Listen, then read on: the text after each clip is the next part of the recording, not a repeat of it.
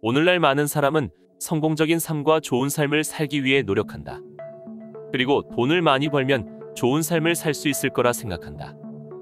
하지만 돈과 명예, 그리고 권력을 쥔 자들의 대부분은 결국 인생이 허무하고 공허함을 느낀다고 한다. 누구나 행복한 삶을 바라지만 모든 것을 가졌다고 행복한 것은 아니며 혼자서만 행복할 수도 없다. 그렇다면 우리는 여기서 의문점이 생긴다. 인간의 유전자는 자신의 의지에 따라 행복한 삶을 살 수 있을까? 아니면 유전자가 타고난 대로 살 수밖에 없을까?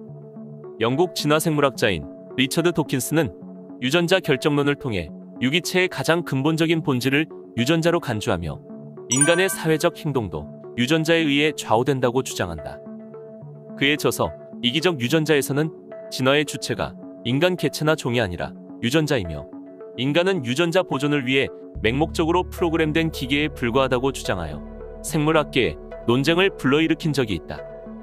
반면 내과 및 정신과 의사이며 세계적 과학자인 요아인 바우어는 공감하는 유전자라는 책을 통해 유전자는 결코 인간의 모든 것을 결정하지 않으며 유전자는 어떤 정해진 본성이 아니라 소통의 매개체라는 관점을 보여준다.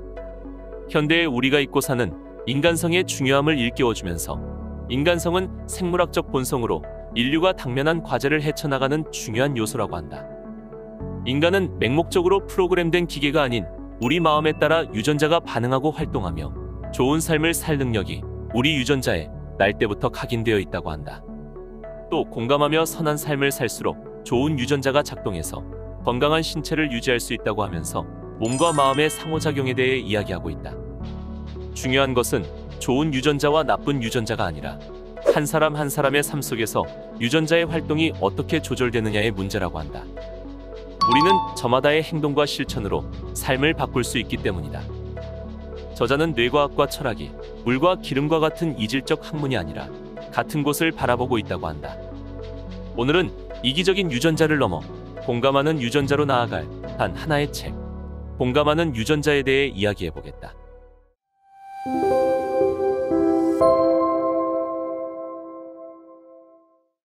저자는 책의 머리말에서 우리 본연의 정신뿐만 아니라 생물학적 특성을 바탕으로 하여 인간은 인간성을 지향하는 존재임을 분명히 밝히고 있다. 우리는 좋은 삶을 살도록 정해져 있다. 단지 우리의 유전자 때문만은 아니다. 의미지향적이고 철학적 의미의 좋은 삶이란 그리 복잡하거나 특별한 것이 아니다. 크고도 작은 이 지구에 머무는 인류로서 우리가 서로 잘 더불어 살아가는 것을 뜻한다. 만일 우리가 이를 해낸다면 우리는 모두 희망찬 시선으로 미래를 바라볼 토대를 가지게 될 것이다. 하지만 평화는 절대 당연한 것이 아니다. 이 시대의 불행을 암시하는 징조는 곳곳에 널려 있다. 거의 멸망해가는 미국의 민주주의, 세계의 자원을 무분별하게 계속 사들이는 거대 투자자들, 기후위기, 그리고 허위 정보로 가득한 인터넷은 물론 코로나 팬데믹과 2021년 여름 유럽에서 발생한 치명적인 대홍수와 같은 자연에 계속되는 경고는 오늘날을 위기 상황이라 칭한다 해도 결코 과장이 아니다. 저자는 우리가 인간으로서 필수적인 내면의 전제 조건을 마음대로 다룰 수 있음을 보여주고 있다. 거대한 변화의 시대에는 희망과 용기, 그리고 가치 지향적인 지침이 필요하다. 이러한 변화 속에서 사람은 어떻게 살아야 좋은 삶일까? 좋은 삶은 마음의 평정, 공동체, 신체 활동, 탐구, 자연, 그리고 모험 등과 관련이 있다. 돌아보면 어른들이 놀아주던 순간이 우리에게 좋은 삶이었다. 놀이는 우리가 이전에 익힌 것을 다른 이들에게 보여줄 수 있는 장이었다. 성인기에도 참된 삶은 무언가를 꾸준히 찾아 헤매는 일들과 관련되어 있다. 이는 이미 고대 그리스 철학자들이 오래 몰두했던 주제이기도 하다. 아리스토텔레스는 이처럼 행복으로 가는 길을 에우다이모니아라고 칭했으며 임마누엘 칸트는 인간이 마음 자세를 통해 자신의 건강에 이바지할 수 있다는 생각을 이미 오래전에 했다. 이처럼 의미를 추구하는 선을 향해 정진하는 고대 그리스인의 삶은 일련의 심리학자 및 정신과 의사들에게 관심의 초점이 되었다. 인간은 어떤 삶을 살도록 정해진 걸까? 생물은 물론이고 인간을 설명하는 우세한 원칙으로 이기주의를 내세우려는 시도는 1976년 리처드 도킨스가 펴낸 이기적 유전자를 통해 본격화되었다. 이 저서는 폭발적으로 확산되는 자본주의로 인해 생물학적 정당성을 얻었다. 저자는 사회 진화론을 지체 없이 바로 유전자 영역으로 옮겼다. 리처드 도킨스는 유전자를 연구한 학자가 아니다. 따라서 유전자가 이기적이라는 그의 논제는 근거가 빈약하다. 하지만 불행으로 가득한 그 책의 결론은 지금껏 철회되지 않고 이어지고 있다. 공감하는 유전자의 저자는 직업상 유전자 연구에 많은 시간을 할애했으며 유전자가 이기적이라는 도킨스의 주장은 다소 터무니없다고 한다. 한 생물의 본성이 무엇인지 묻는다면 아마도 유전자는 최우선이자 최후까지 들여다봐야 하는 존재로 꼽힐 것이다. 요약하자면 인간의 건강과 질병의 결정적인 것은 누군가가 좋은 또는 나쁜 유전자를 물려받았는가 하는 문제가 아니라 개별 인간의 삶 속에서 유전자의 활동이 어떻게 조절되느냐의 문제라고 할 수 있다. 유전자는 그저 소통과에 그치지 않으며 협력자이기도 하다. 정신질환처럼 사회심리적이고 심신의 영향으로 발생하는 장애들도 얼마 전까지는 유전병으로 설명되었다. 고혈압, 당뇨, 심장병과 같은 신체적 질병들도 마찬가지였다. 오늘날 우리는 이러한 질병들에 대해 잘 알고 있다. 이런 병에 걸리는 이유는 주로 각 개인이 처한 생활 환경에 따른다는 것을 말이다. 요약하면 인간의 몸은 심리적인 것을 신체적인 것으로 변화시킨다. 인간이 사회적 혹은 심리적으로 맞닥뜨리는 현실과 신체 반응 또는 유전자 변화 사이의 관계가 있음을 증명하는 다수의 연구 결과들이 있다. 하지만 기후 연구에 관한 것과 비슷한 대접을 받고 있다. 확실한 과학적 데이터가 있음에도 불구하고 명확한 증거가 있음에도 불구하고 이런 데이터와 증거를 무시하거나 부인하는 사람들이 있다. 사회신경과학과 심신의학의 연구 결과를 부정하는 현실 또한 크게 다르지 않다. 특히 몸과 마음이 서로 연관되어 있다는 심신의학적 견해는 많은 분야에서 주목하지 않는다. 건강에 해를 끼치는 사회심리적 요인에 초점을 맞추는 일은 의료산업과 제약산업의 번창에 방해가 될지도 모르기 때문이다. 스트레스, 고독, 사회적 고립, 불안, 우울 등은 신체적 질병을 일으키는 결정적 요인들이다. 여기서 정말 이목을 끄는 지점은 삶에 대한 결여된 철학적 태도 또한 우리의 건강에 장기적인 해를 가할 수 있다는 것이다. 저자는 이러한 점을 의학적인 전문 용어를 사용하며 논리적으로 해석한다. 삶을 대하는 내면의 태도가 신체에 영향을 미칠 수 있다는 사실은 살아있는 유기체를 단지 기계나 수단으로 취급했던, 다시 말해 화학적이고 물리적인 레고 부품들로 조립된 존재라 여긴 이들에게는 일종의 모욕이었다. 인구는 늘어나는데 자원은 한정된 상황에서 노동은 필수적이다. 이러한 현실 세계에서 불평등과 질투, 이로 인해 생겨나는 갈등은 안타깝게도 피할 수가 없다. 좋은 삶이란 끊임없는 풍요로움도 끝없는 안락함도 아니다. 좋은 삶을 성공적으로 꾸려가고 있는지를 판단하는 기준은 우리가 위기와 불공평, 부정적 감정과 갈등을 잘 다루는지, 모든 새로운 상황에서 해결책을 잘 찾아내는지, 그때마다 모든 구성원들이 불안 및 스트레스 없이 잘 살아갈 수 있는지 여부에 달려있다. 유전자는 도덕성을 만들어내지는 않는다. 하지만 유전자는 의미지향적인, 인간 유대적인, 사회 친화적인 삶의 태도에 반응한다.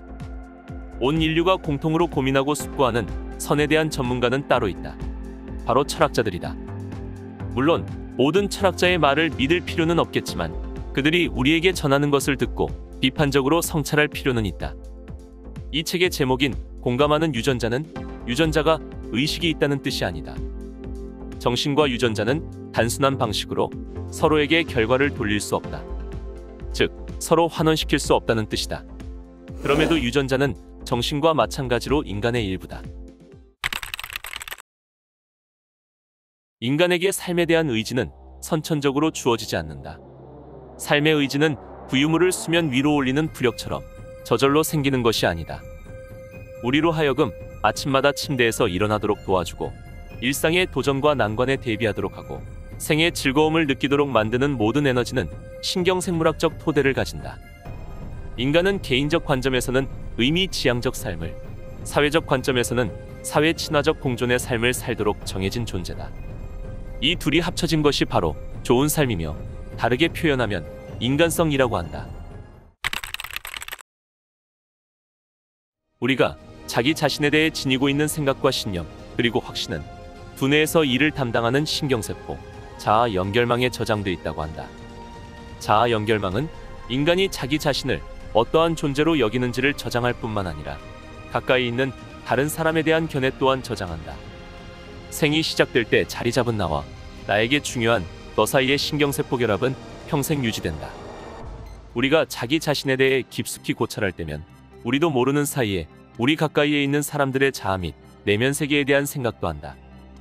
한 인간의 자아가 그리고 그 신경세포 상관자가 유명인이나 영웅 또는 정신적 롤모델과도 결합할 수 있다는 사실은 엄청난 의미를 가진다. 우리가 흠모하는 가치와 성품을 그들이 드러내고 대표하기 때문이다. 다른 사람과의 이런 인격적 결합은 사적으로 친분 관계가 없더라도 이른바 가치 결합에 기초하여 이루어질 수 있다. 가치는 개인의 차원을 넘어선다. 개별 인간은 부처나 유대인 학자, 예수나 성모 마리아, 선지자 무함마드, 달라이 라마와도 자신을 동일시할 수 있다. 이런 인물들 중 하나를 골라 추종하게 되면 우리의 두뇌에서 자아의 심리적 표상과 신경적 표현이 추종하는 인물의 심리적 표상 및 신경적 표현과 겹쳐진다. 세계의 모든 종교를 화해시키려는 목적을 가지고 활동하는 이들. 그럼에도 이들이 지금까지 전 지구적인 모멘텀을 발휘하지 못하는 이유는 하나의 공동 신념을 대표할 수 있는 정신적 인물이 부재하기 때문일지도 모르겠다. 감정이 보다 강조되며 직관적인 공감의 정서적 요소는 사람 간의 공명 현상을 불러온다. 이는 신경적 공명 체계에 기초한다. 공명이란 물리학에서 비롯된 현상으로 널리 알려져 있다. 소리를 내는 물체는 고유의 진동수를 가지는데 음을 내며 진동하는 기타줄 하나는 음파를 통해 자신의 진동수와 같은 두 번째 기타의 다른 줄을 진동시키며 음을 내게 만들 수 있다. 인간 사이의 공명은 우리를 달라지게 한다. 다른 사람이 자신의 좋은 기분을 전파시키면 그 기운을 받은 사람도 실제 좋은 기분으로 바뀌게 된다. 즉, 우리의 심적 상태가 달라진다. 주변 사람이 심하게 다치는 모습을 우연히 봐도, 예를 들어 칼에 손가락이 깊이 베이는 것을 보면 자신의 손가락이 베인 것 같은 고통을 느끼게 된다. 이 모든 감정이입 및 전염 현상은 신경세포를 기반으로 한다. 한 인간에게서 흘러나와 다른 사람에게 공명을 일으키는 신호는 음성 및 문자 언어와 신체 언어를 모두 포함한다. 자신에게 의미 있는 사람에게 무시나 멸시를 받았다는 보고가 뇌에 들어오면 즉시 자아 연결망의 활성이 떨어진다. 반대로 높은 평가나 존중을 받았다는 보고는 즉각적인 자아 연결망의 활성화로 이어진다. 다른 사람에게 유익한 공명으로 응답하려면 세심함, 직감, 적당한 순간과 적절한 정도를 아는 육감이 필요하다. 공감하는 유전자는 총 10장으로 구성되어 있다. 이 책은 내과 및 정신과 의사이며 세계적인 과학자인 저자의 깨달음이 고스란히 녹아있다. 좋은 삶을 살기 위해서는 어떻게 해야 하는가라는 질문은 어찌 보면 철학적 관점이라고 생각할 수도 있지만, 저자는 의미지향적이고 사회적인 삶의 태도가 필수적임을 과학을 통해 증명해 나가는 것이 굉장히 흥미롭다. 공감은 윤리적 선택이자 동시에 근거 있는 과학이었던 것이다.